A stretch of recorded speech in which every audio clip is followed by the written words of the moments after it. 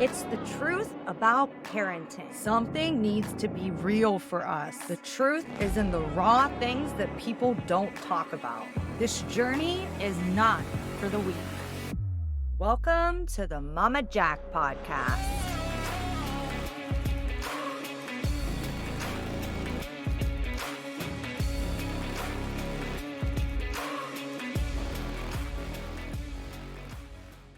Hi, Emily. How are you today? I am well. Thanks for having me. Why don't you tell us a little bit about your story? What brings you to the Mama Jack podcast?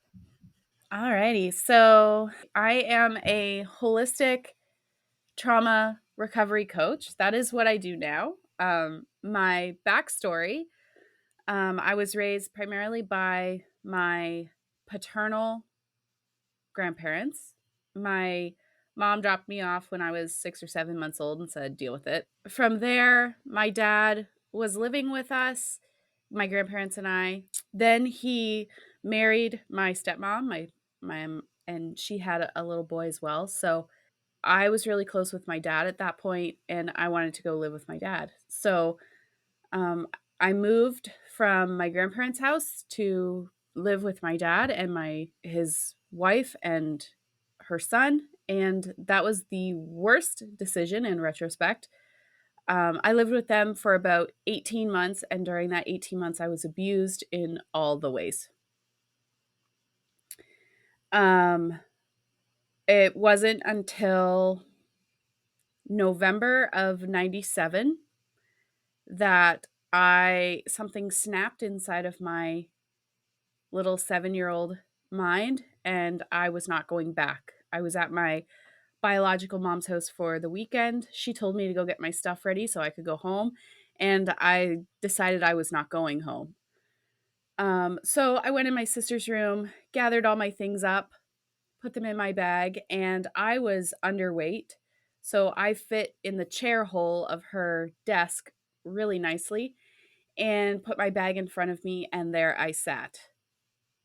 Until my mom eventually came in and noticed my bag and found me. And I said, I'm not going home.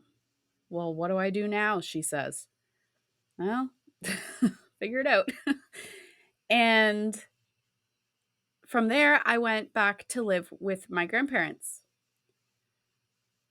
I was not given any tools or resources. We didn't talk about the abuse. We just went on as with life as normal. It wasn't normal.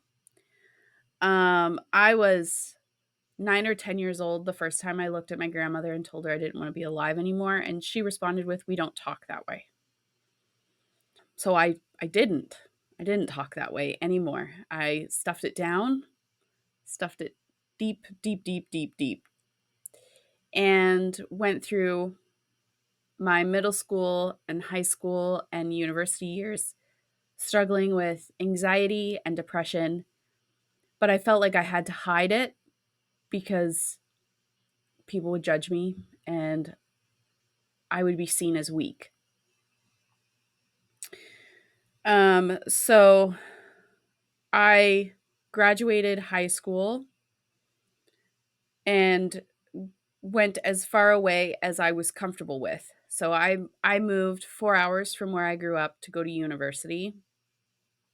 From there I moved across the country after I graduated and met the man who is now my husband.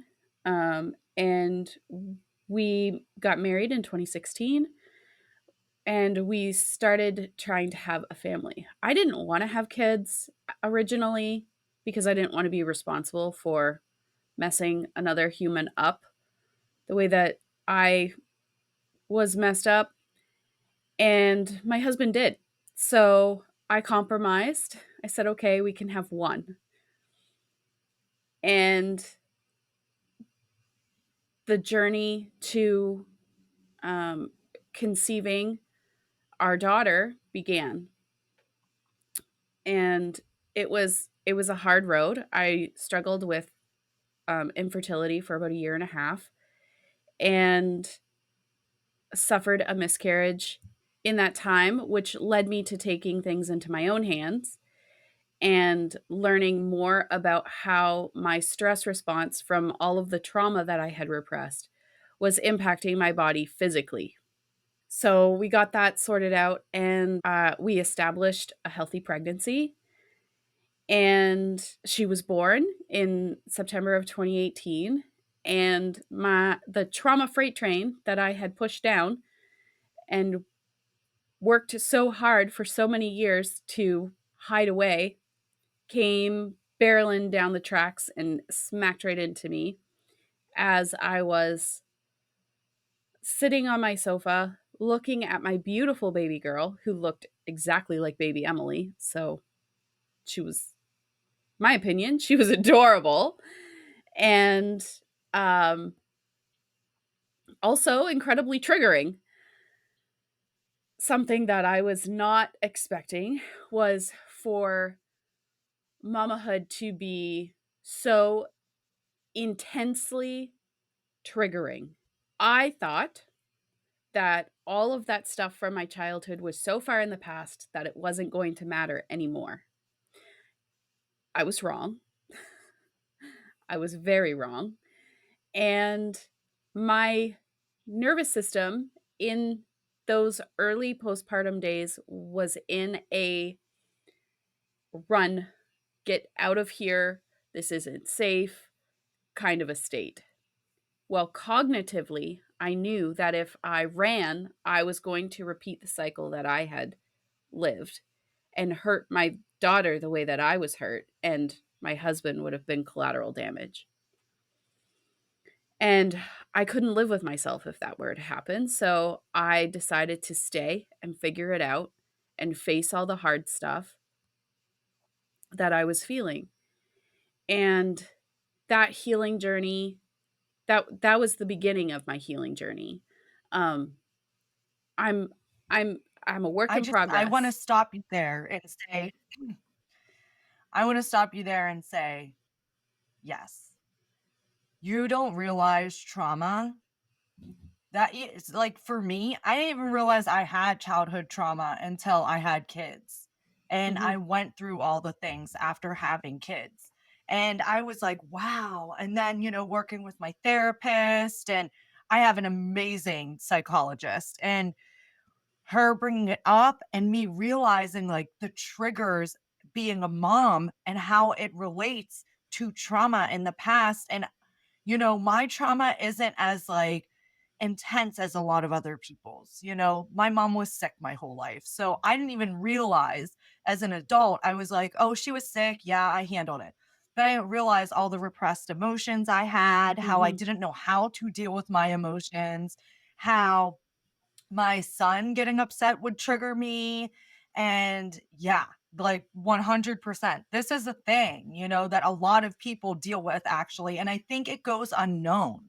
And it kind of just Mm, goes to, oh, postpartum hormones, this and that will elevate it. But there is an issue underlying that you kind of need to get to the bottom of so you can heal. And so, yes, keep going with your journey. I just wanted to interject a little bit to say, absolutely. That I hear you, girl. I Same thing happened to me. yeah, and, like, I I'm a researcher. I became a researcher in my infertility journey, so I educated myself on how my cycle was supposed to go and how it was going, and, um, so I did the research. I was like, "Okay, so what are the symptoms of postpartum depression? What are the symptoms of baby blues?" And I looked at the lists and I was like, yeah, maybe, but it's more than that. It's more than that. It's deeper than that. Um, so a few of the things that I did to navigate those really dark days, because they were incredibly dark for the first couple months anyway, I struggled in silence. I didn't tell anyone that I was feeling what I was feeling because in my head, the way I was feeling made me an awful person, an awful mother, and my husband was going to judge me so intensely to me in my mind that it was better for me to suffer in silence. Until one day we were driving back from, I believe, grocery shopping, something. And I was sitting in the vehicle and I was crying and my husband didn't know why I was crying and he was, "What is wrong with you? You cry at the for no reason." I was like, I hate being a mother. I love my daughter, but I hate being a mother." And he was like, "Well, what do we do with this?" It's like, I don't know. So I found a therapist who I could speak to via Zoom because we lived in a really remote part of Canada at that point. And she helped me to understand the difference between the separation between my biological mother and me as a mother and my daughter and me as a child. So I was stuck in the thought that because my mother made the choices that she made, the best that she could make at the time, I was bound and determined to repeat the cycle. And that scared me. But this therapist helped me to understand that I am not my mother and my daughter is not me. And I have the choices. I have the power to choose to make my own choices, to choose my path. And that was powerful because when Yeah, we recognize very.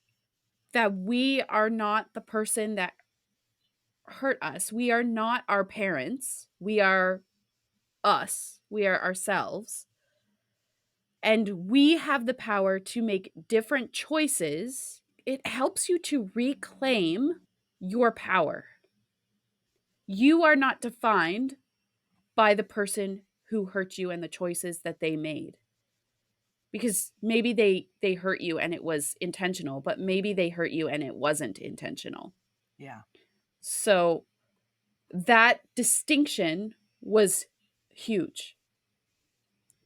Another thing that I did was find a community of experienced moms who could give me the support that I would have had if my mom were present and the mom I needed her to be. Because I was, like I said, I was living in a rural, secluded part of Canada, and my family was 5,500 kilometers away. I had nobody. It was me and my husband against the Yeah. world, um, trying to figure Yeah. out parenting, navigating the sleep deprivation, and for me, the freight train of repressed emotions. Like I was more than a hot mess. I actually want to chime in on that. So what worked for me is kind of similar, but I did it myself. So I Mm, dove into like inner childhood meditation and inner childhood work. And what I did was I wrote a letter to, whoever in my past. And then I wrote a letter to myself and what I needed in that moment. And through the meditations, you actually talk to that inner child, whoever pops up. And every time I do an inner child meditation, any age will pop up. It's random, it's super random. And I actually have a crazy story about that, which I do share in another podcast, but I'll share it with you too, just in case you didn't know. But go ahead, continue. We'll let you continue, and then I'll pop in at the end with what I have to say about it.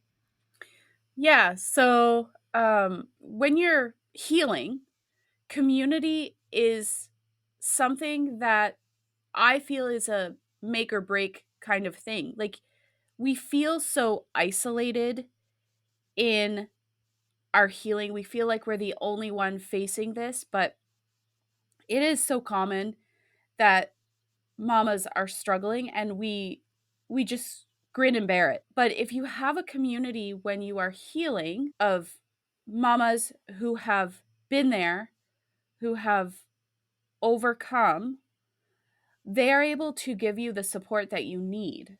An example that I often give is you don't take your car to McDonald's for an oil change because McDonald's employees don't know how to do an oil change on a car.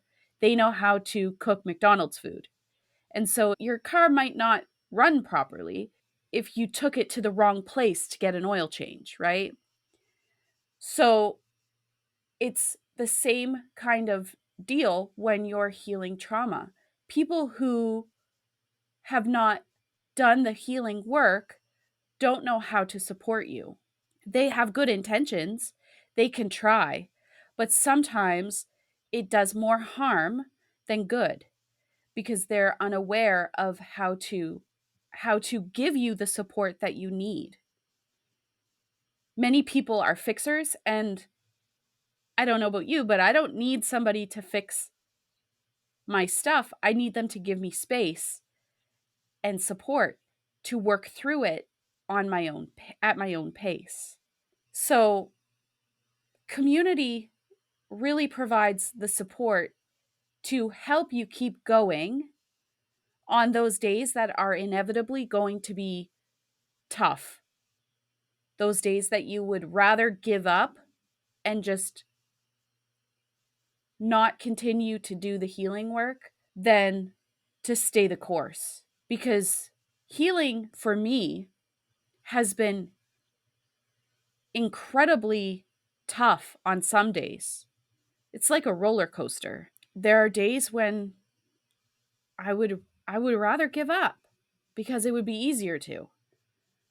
But the benefit that I'm seeing with how healing my junk so that it's not spilling over onto my kids is huge. It's huge and it's so worth it. Yeah. Yeah, of course. And healing is a forever process. It Oh, might yeah. get a lot better after a while, but it's definitely a life process. And that's a hard pill for people to swallow. And it doesn't mean like, Yeah. it's going to, you're going to have this horrible pit in your stomach forever. Like that will go away, but you will have moments of like, I'm feeling great for like months and months and months. And then boom, it'll hit you again. And you kind of have to go Yep. back through the steps. Okay, now name it for what it is. Maybe do I have to parent myself a little more? Do I have to find help in the community to help me with this again? And then, you start to see the light again. And yeah, Yeah. healing is a lifelong, every single thing you heal from is a lifelong process. And what, like I said, when you first hear that and you're thinking trauma and I have PTSD and all the stuff that I've Mm. gone through, it seems overwhelming. But as you start to do it, you realize like, no, like you're helping yourself. And the more you help yourself, the easier it becomes to help yourself when you do hit those lows and you know the tools that you need. And sometimes you need to rethink those tools because maybe they're not working anymore, and that can be Yeah. temporary, that can be something forever. Yes, I totally understand where you're coming from. So, you are a coach. Yes. How do you coach people? So I have developed something over the last 5 or 6 years that I call the mended mama method. The first thing that we will work on is helping your nervous system to calm down. Because if you grew up in a traumatic environment where your nervous system was in a heightened state for a prolonged period of time and you don't know what calm feels like, how the heck are you supposed to be calm for your kids so they can co regulate with you? So, we work on calming yourself down and understanding your triggers. because you can't change what you don't acknowledge, first of all. And when you can acknowledge it and understand the source and understand where in your body you're feeling that, then you can kind of unravel it and it becomes not a trigger anymore. You untrigger it.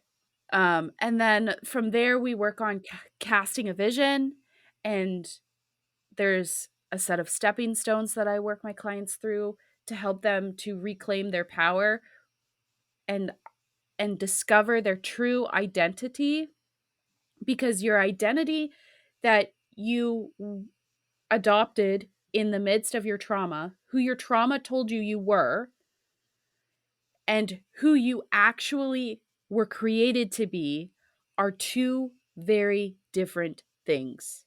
So we focus Yep. primarily on mama at first, because if your cup is empty or depleted, you can't fill somebody else's cup from nothing.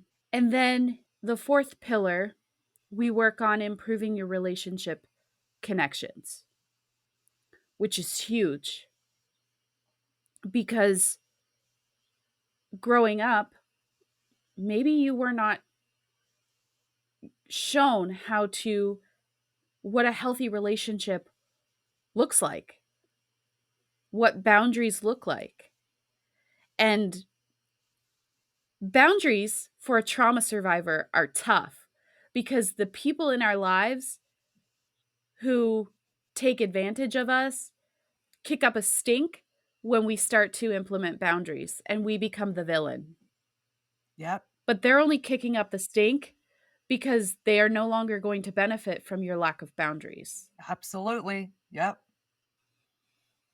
So we work through that, and it is, like you said earlier, healing is a journey, it is not a destination.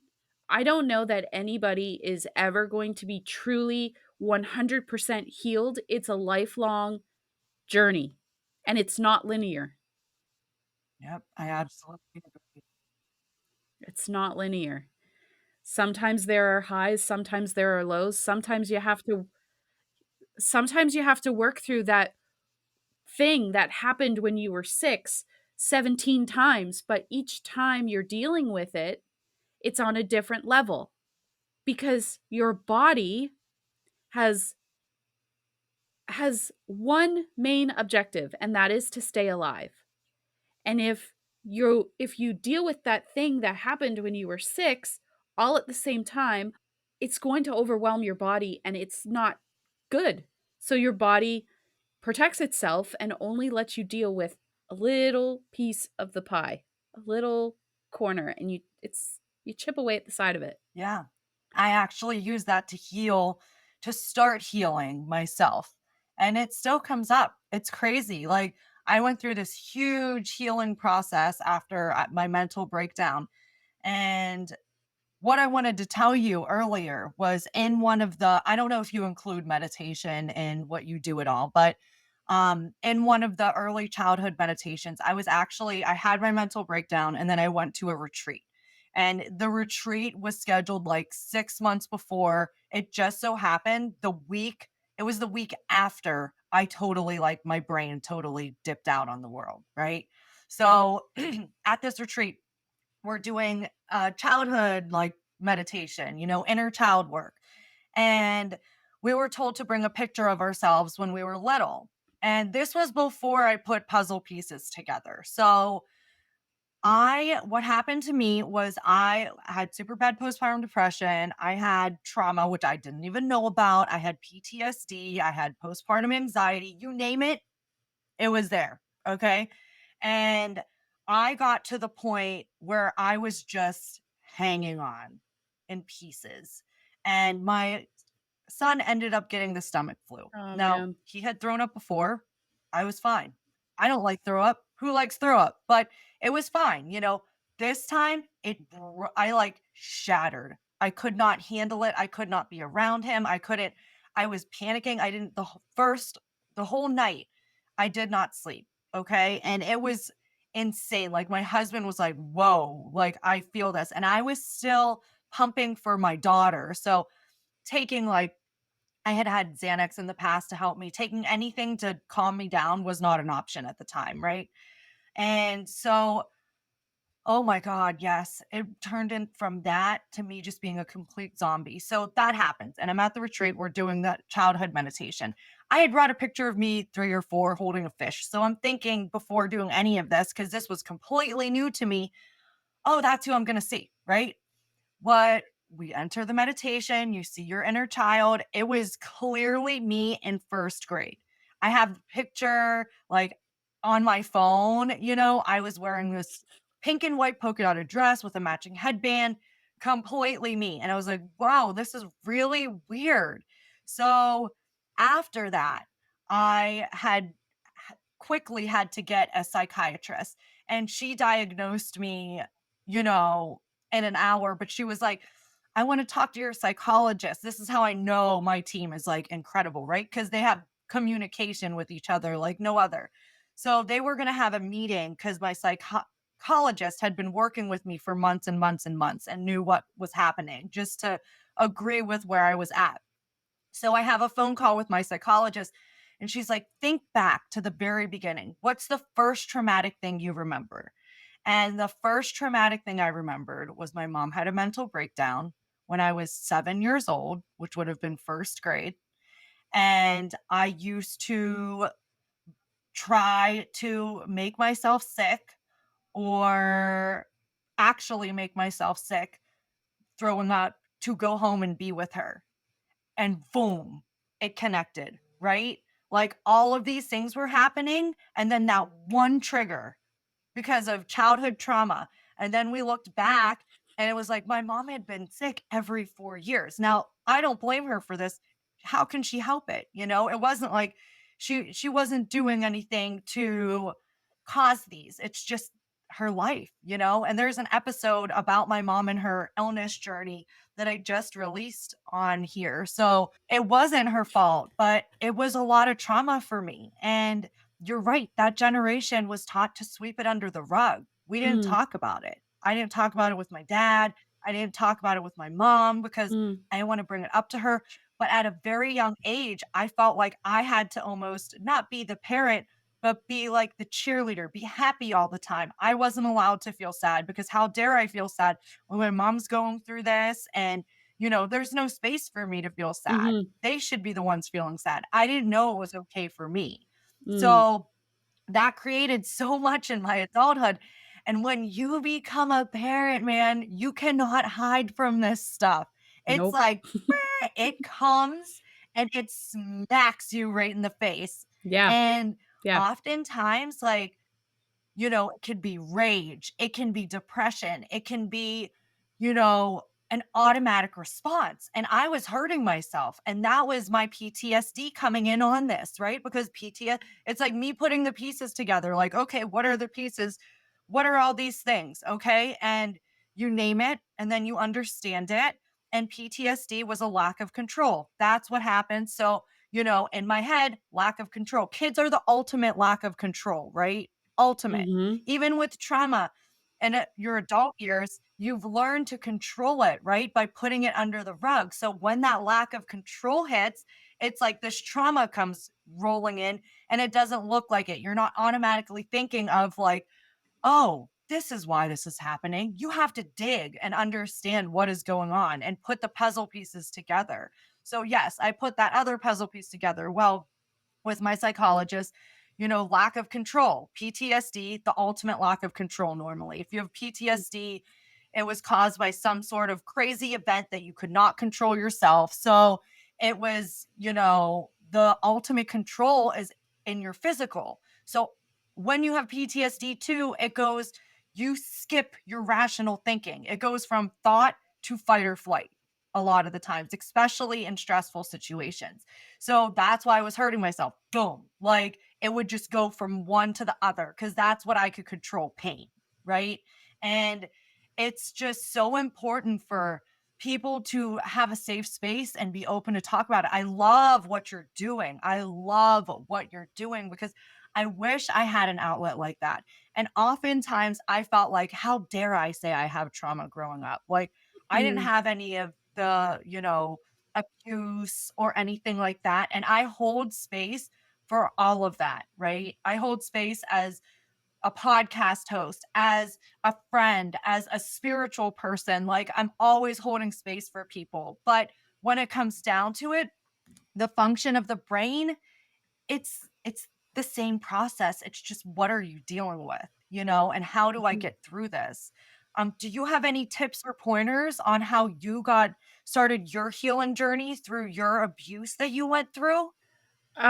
For me, writing in my journal was a huge outlet, and I know that's not a luxury that a lot of people get because their privacy has been violated. But for me, using my voice, talking about it verbally, like we're talking now, was not a safe place. Was not a safe thing to do because um, gaslighting, manipulation, all of that stuff.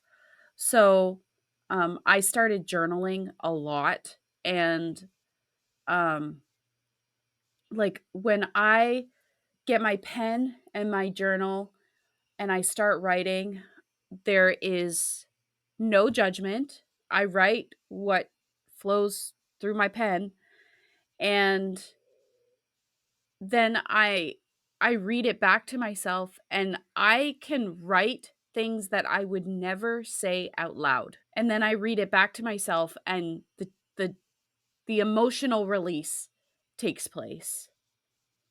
And then I can start to kind of process through it.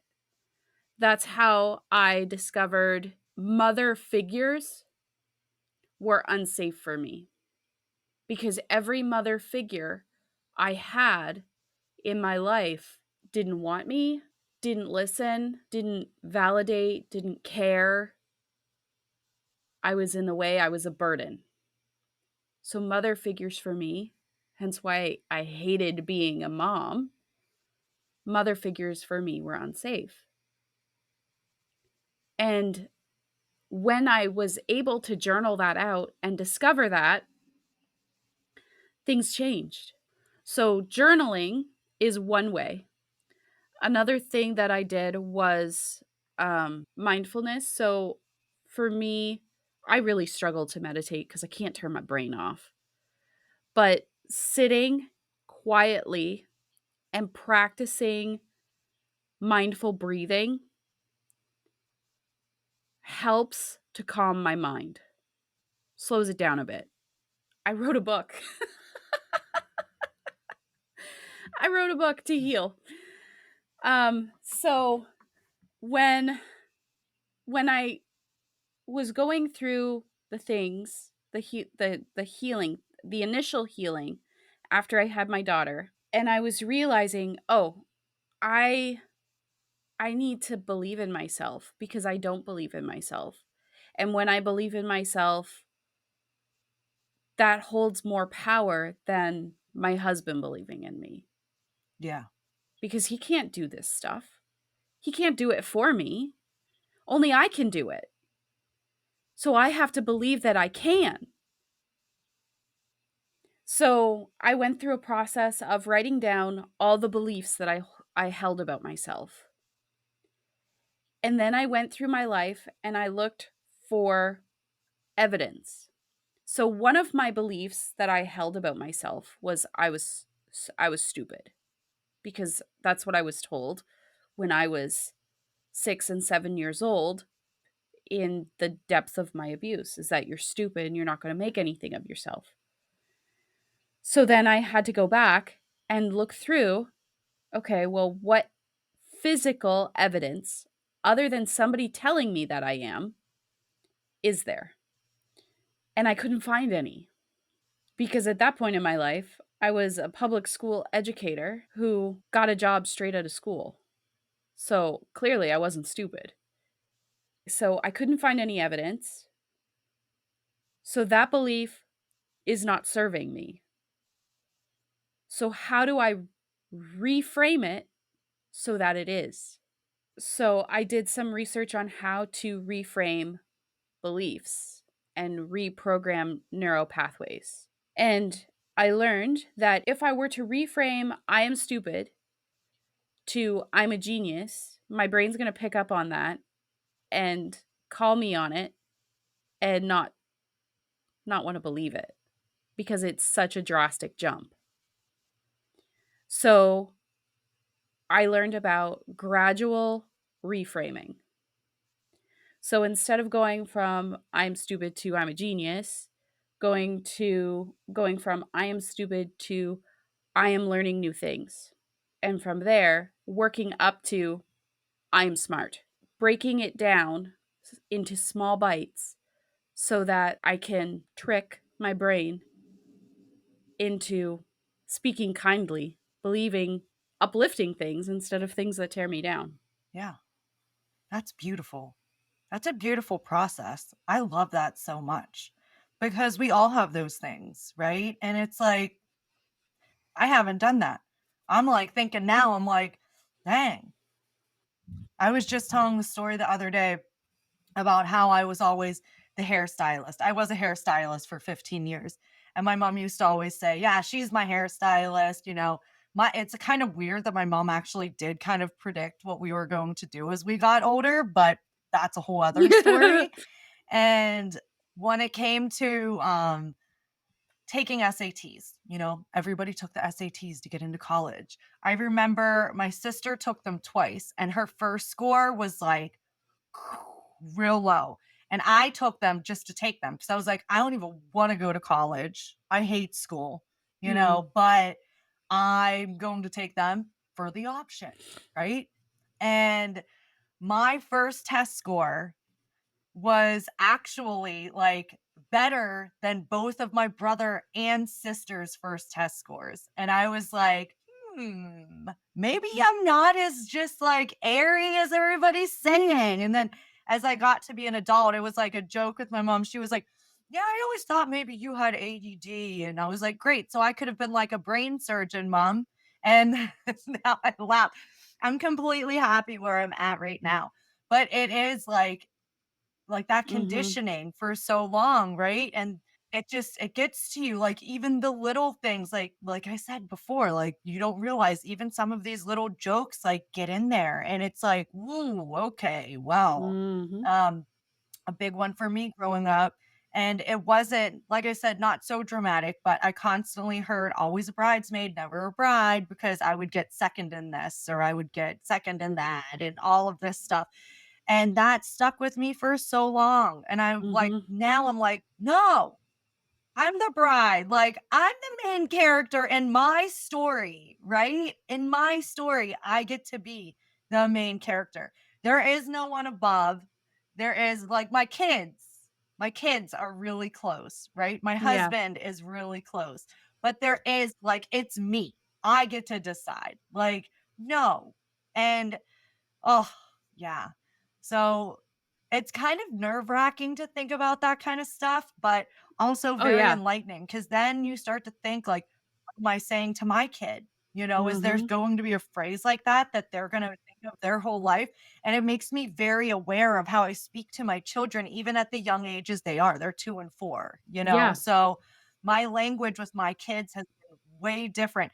But again, I don't blame my parents. They were raised the way they were raised, super strict Catholic families. Like they didn't talk about emotions. They didn't know these Yeah. things. Sarcasm was just a thing, right? So it was never meant to be harmful. And I understand that as an adult. Yeah. But again, I'm a special case. I know there are things that have happened to people that it feels like you could never forgive. And my whole thing with me guiding people through anything is you forgive for yourself, not the other person. Yeah. So when you're going Yeah. back through hard times, you have to forgive for yourself to move on. That does not mean anything. That means a boundary is made, right? That means that is like cutting a cord to that circumstance that is so heavy in your heart, just forgiving it for yourself. And then you can go from there. And I know the huge, heavy topics. That's like, Jackie, what the hell are you talking about? We can't forgive for this. We can't forgive for that. But in your heart, when you can find that place of just even, I don't want to say moving on, because I feel like you never truly move on, but you do learn how to deal better. There is a Yeah. brighter side Like, if you let yourself get there. there are some things that I have forgiven, actions of other people, that they will never know that I have forgiven them, that I have needed to forgive them, because in their mind they did nothing wrong Mhm. when a child was hurt. But they, in their mind, they didn't see that they did anything wrong. So I've had to forgive them to release myself from Yeah. holding, from keeping count, from keeping the Mhm. score of what they did to me, so that I could move on. And again, like, so that it it wasn't this stronghold on me, and I could find relief. And that doesn't mean what they did was validated or okay when I forgave them. Mhm. It's still a horrendous action, but Yeah. I'm free from it. It no longer has a hold on me. Yep. Yep. Well, if no one's ever told you this, I'm proud of you. So I just Thanks. want to share that. I know you've probably heard it from other people, but it seems like you really took your life by your own hands. And that takes so much bravery and courage to do. And I know because I've been there, So thank you so much for sharing your story and all of the things you cover. Oh my gosh. Yes, we have to put everything in the show notes so people can find you because, oh my goodness, I'm like, okay, girl, I need to call you now just to make sure all of my ducks are in a row because it creeps up, right? So you're like, when does it come back again? No, let's clear that. Oh my God. Yeah. So thank you so much for being here. Thank you so much. Is there anything else that you want to share? No, if people want to find me, they can find me on Instagram at emily.cleghorn.coach. And from there, you can find just about all the other places I am. Nice. Awesome. Well, thank you so much for being here. Yeah, thanks for having me. Welcome to the end of another episode of the Mama Jack Real Raw Parenting Podcast. I hope you enjoyed today's episode. Remember, parenting is a journey filled with ups and downs, and it's okay to make mistakes along the way. The Mama Jack Podcast is here to provide you with support, guidance, and real life stories from fellow parents who are navigating the challenges of raising children. If you have any questions, topics you'd like me to cover, or stories you'd like to share, please reach out to me. I love hearing from my listeners and incorporating your experiences into future episodes. You can find me on Facebook, Instagram, TikTok, and Podpage, all under the Mama Jack, TheMamaJac. Thank you for tuning in. Remember, you're not alone in this journey, and together we can create a supportive community of real, raw parents. Stay tuned for more episodes filled with laughter, tears, and everything in between. Until next time, keep being the amazing parent that you are.